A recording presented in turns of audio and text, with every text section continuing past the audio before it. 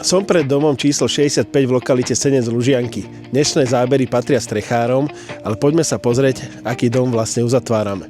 Toto je štvorizbový rodinný dom s podlahovou plochou 160 m2 a pozemkom okolo 440 m2. Dispozícia je navrhnutá pre pohodlné rodinné bývanie, denná časť oddelená od zóny spálni, priestor pre veľkú kuchyňu s jedálňou a obývačkou, technická miestnosť aj praktické úložné miesta. Exteriér počíta s terasou a vlastným parkovaním priamo na pozemku.